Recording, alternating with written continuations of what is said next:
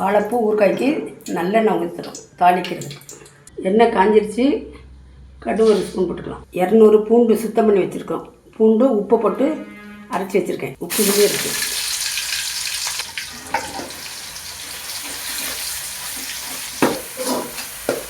இப்போ பாருங்கள், வாழைப்பூவை வந்து சுத்தம் பண்ணியிருக்கோம். தண்ணியில் மட்டும் போட்டு அலசிடாதீங்க, கெட்டு போயிடும். இதில் அலச வேண்டிய அவசியமே இல்லை, மண் இருக்காது.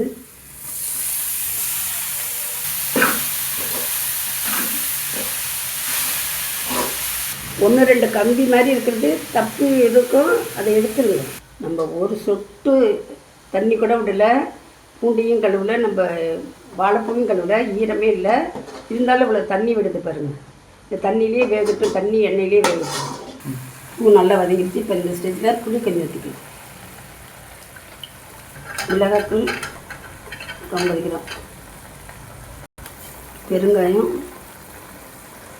1 ஸ்பூன், 2 ஸ்பூன், 4 ஸ்பூன் போட்டுக்கோங்க. கடுகு, வெந்தயம் வறுத்து அரைச்சி போட்ட பொடி.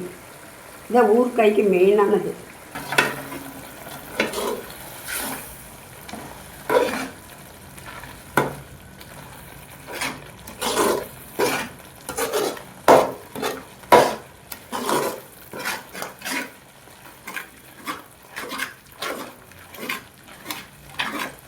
எண்ணெய் இப்படி கட்டிடுச்சுன்னா இது நல்ல பதமாயிடுச்சுன்னு அர்த்தம்.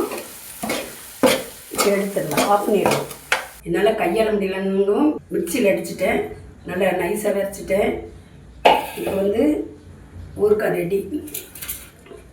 2 பூ, அதுக்கு 300 மில்லி நல்லெண்ணெய் ஊற்றினேன். வெந்தயம் 2 ஸ்பூன். ஏன்னா வெந்தயம் ஊறுகாய் கெடாமல் இருக்கிறதுக்கு வெந்தயமும் கடுவும் ரொம்ப மஸ்ட்டு. பார்த்து இந்த மாதிரி செஞ்சு பயனடைங்கள். இந்த வாழைப்பூ ஊறுகாய் எதுக்கு பெஸ்ட்டாக, பெண்களுக்கு யூட்ரஸ் ப்ராப்ளம் வந்தால் அதை சரிப்படுத்தும். சுகருக்கு நல்லது. இதை தயிர் சாதத்துலையோ ரசம் சாதத்துக்கோ தொட்டுக்கிட்டு சாப்பிட்லாம்.